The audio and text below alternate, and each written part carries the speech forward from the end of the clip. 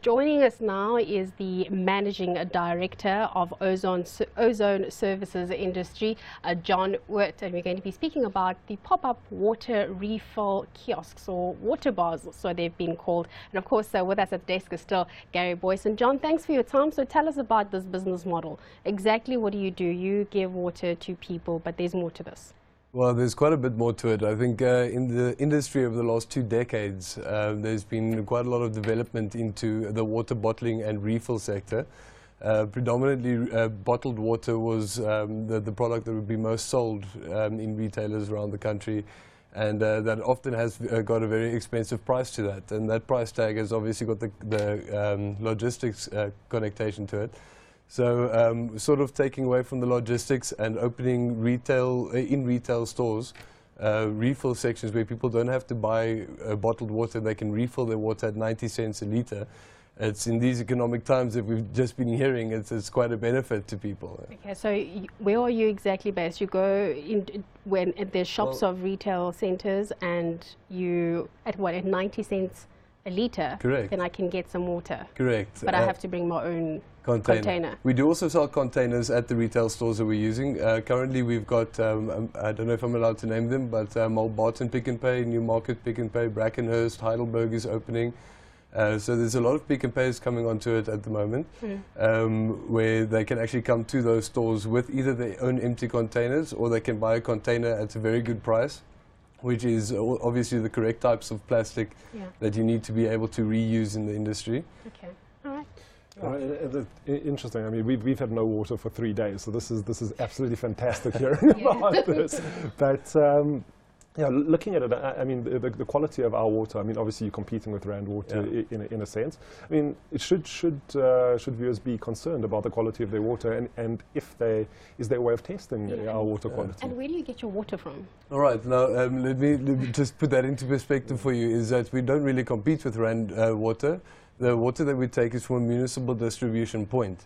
What we are not able to help, our company has been on this for the last 18 years on saving water and rainwater catchment and ozone purification.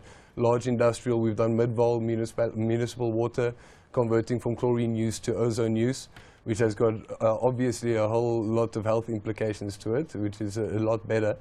But we do use water from a municipal distribution point, which then gets put through a process called reverse osmosis with an added blending process.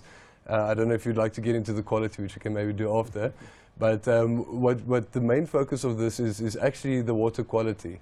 As we know, South Africa up until a few years ago has had a much higher water quality than, let's say, Europe or the rest of the world.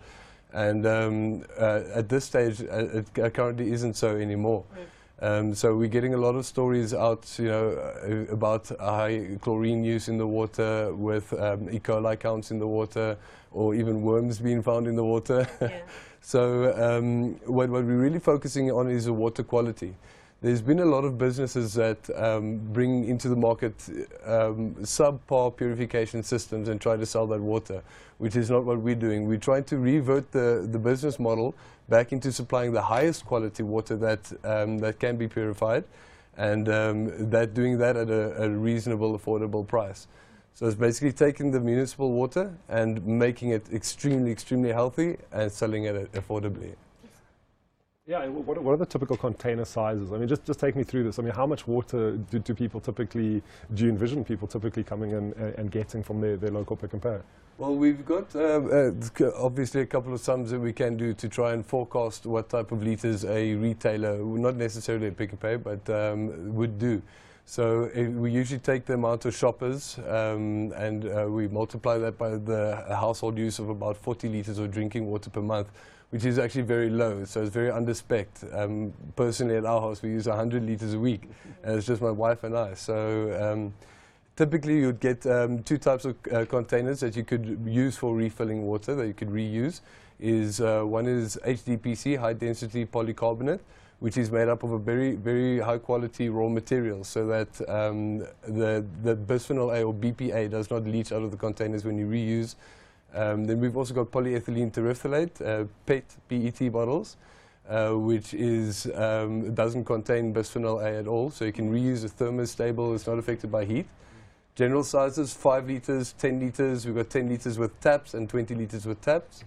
John, we're going to have to pause it there or stop it there, but we definitely found this incredibly interesting, the fact that you are taking this opportunity and you know, hopefully you'll still continue to grow. You said 18 years that you've been now in the industry. Thank you so much. That was a very big thank you to John Oort. Of course, he's the MD of Ozone Service Industries.